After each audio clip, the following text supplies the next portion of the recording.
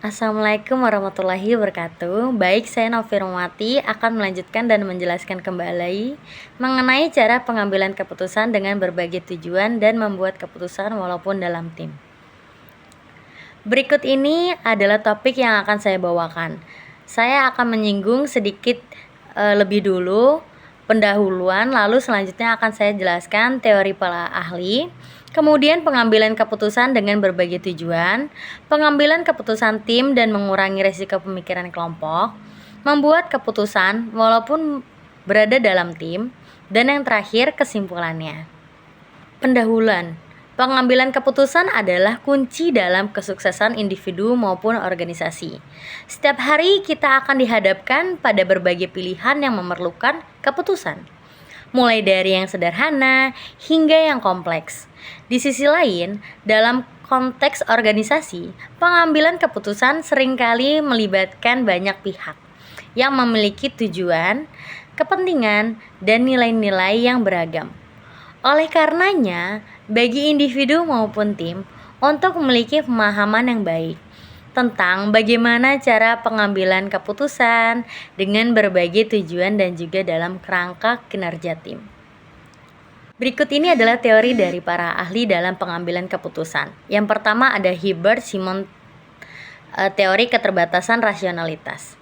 Herbert Simon adalah seorang ahli psikologi dan ilmu komputer, menyatakan bahwa manusia seringkali tidak mampu mengambil keputusan rasional secara sepenuhnya karena keterbatasan waktu, informasi, dan kapasitas mental. Dalam konteks pengambilan keputusan tim, pemahaman terhadap keterbatasan ini dapat membantu tim untuk mengakui bahwa tidak selalu mungkin untuk mencari solusi yang optimal atau yang terbaik. Namun yang terpenting adalah mencari solusi yang memadai dalam waktu dan sumber daya yang tersedia. 2. Ada Peter Drucker, yaitu teori pengambilan keputusan manajerial. Peter ini seorang ahli manajemen terkemuka yang menekankan pentingnya pemahaman terhadap berbagai tujuan organisasi dalam pengambilan keputusan. Menurutnya, manajer harus memahami secara jelas tujuan organisasi dan memastikan bahwa setiap keputusan yang diambil mendukung pencapaian tujuan tersebut. Dalam konteks kolaborasi tim, pemahaman terhadap tujuan bersama menjadi kunci untuk memastikan bahwa semua anggota tim bergerak menuju ke arah yang sama. Yang ketiga ada Donnell dan Amos. Teori perspektif prospeks menunjukkan bahwa manusia cenderung membuat keputusan yang berdasarkan pada potensi kerugian atau keuntungan yang mungkin diperoleh, bukan secara objektif berdasarkan nilai yang sebenarnya dari hasilnya. Dalam pengambilan keputusan tim, pemahaman tentang bagaimana persepsi individu terhadap risiko dan imbalan dapat mempengaruhi proses pengambilan keputusan dan perlu diperhatikan untuk mencapai keputusan yang optimal. Yang keempat ada Richard, yaitu teori kinerja tim. Dia adalah seorang ahli psikologi organisasi, meneliti faktor-faktor yang mempengaruhi kinerja tim.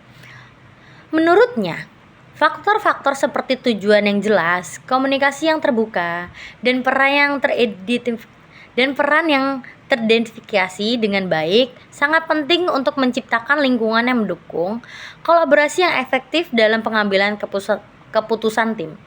Penerapan prinsip-prinsip ini dapat membantu untuk mencapai hasil yang optimal dalam pengambilan keputusannya. Yang kelima ada Edgar, teori budaya organisasi. Dia adalah seorang pakar dalam bidang dinamika organisasi, menyoroti pentingnya budaya organisasi dalam mempengaruhi proses pengambilan keputusan. Budaya organisasi yang mendorong inovasi, kerjasama, dan pembelajaran dapat menciptakan lingkungan yang mendukung pengambilan keputusan yang kreatif dan adaptif.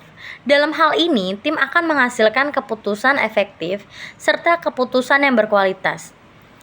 Melalui pemahaman dan penerapan teori-teori yang dikemukakan ini oleh para ahli ini, individu dan tim dapat meningkatkan kemampuan mereka dalam pengambilan keputusan dengan berbagi tujuan dan kerjasama secara kolaboratif dalam mencapai hasil yang diinginkan. Pengambilan keputusan dengan berbagi tujuan merupakan proses yang kompleks dan membutuhkan banyak pertimbangan. Pengambilan keputusan dengan berbagai tujuan merupakan proses yang kompleks dan membutuhkan banyak pertimbangan. Berikut ini adalah langkah-langkah umum dalam pengambilan keputusan dengan berbagai tujuan. Yang pertama, identifikasi tujuan. Tentukan dengan jelas dengan tujuan yang ingin dicapai. Pastikan tujuan tersebut spesifik, struktur, dan dapat dicapai relevan dan terbatas waktu. Yang kedua ada kumpulkan informasi, lakukan pengumpulan informasi yang relevan dan akurat terkait dengan situasi atau masalah yang memerlukan pengambilan keputusan.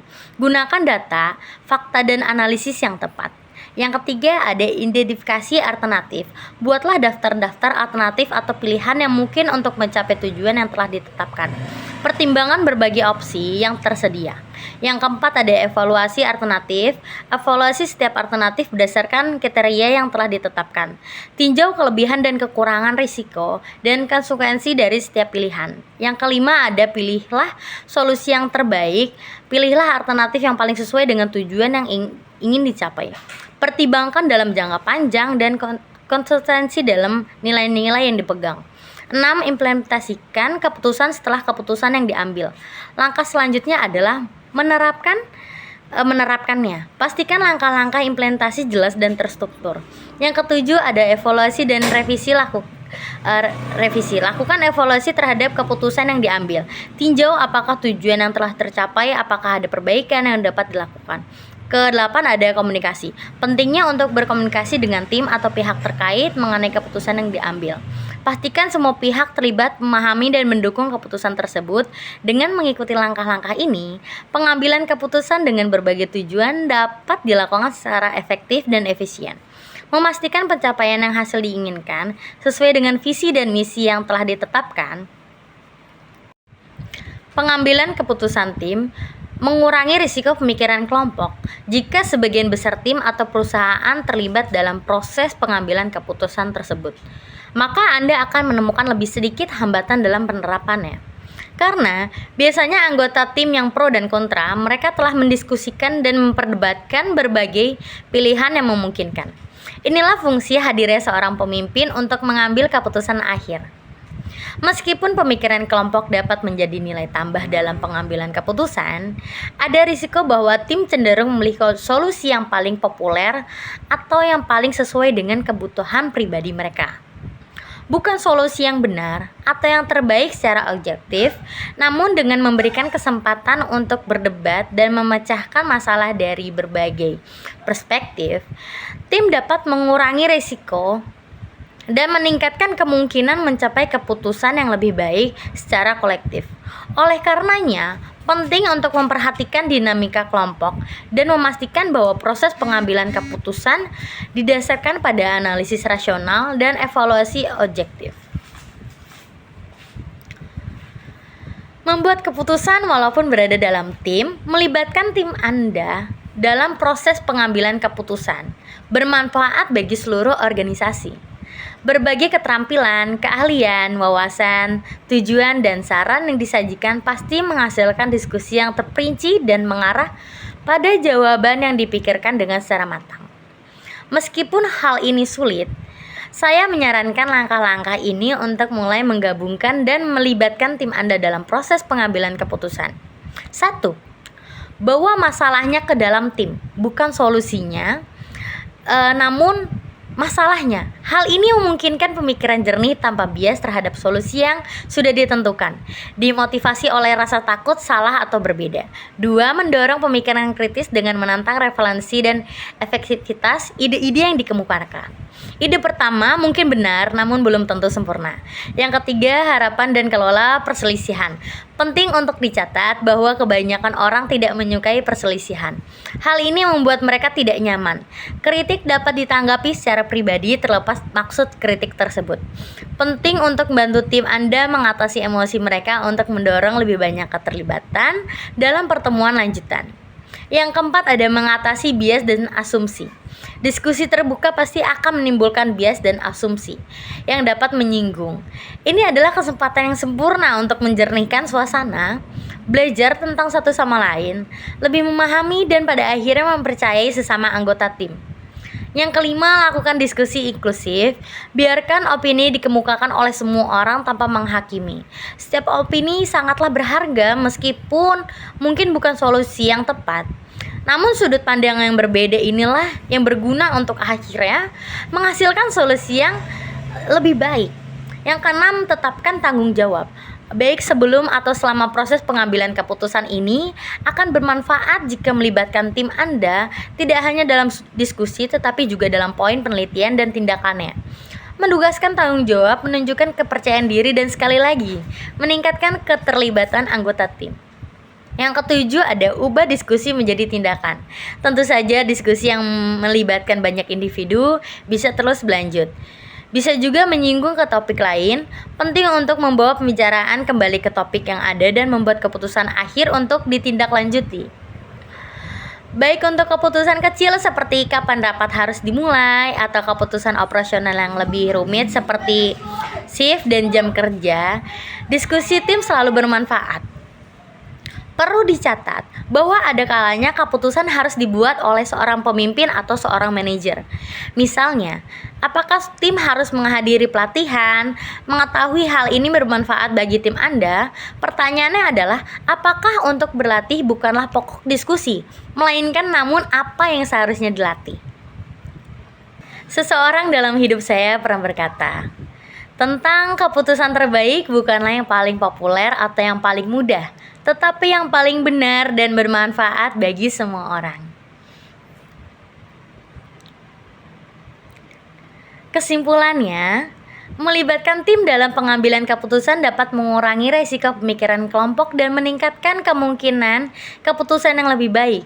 Cara memperbaiki proses pengambilan keputusan ialah melibatkan tim Anda dan membawa masalah ke dalam tim, mendorong pemikiran kritis, mengelola perselisihan, mengatasi bias, melakukan diskusi, menetapkan tanggung jawab, dan mengubah diskusi menjadi tindakan. Dengan melakukan hal ini, saya percaya pengambilan keputusan akan lebih efisien dan lebih optimal. Saya pamit undur diri. Sekian dari saya, Novi Irmawati. Terima kasih. Wassalamualaikum warahmatullahi wabarakatuh.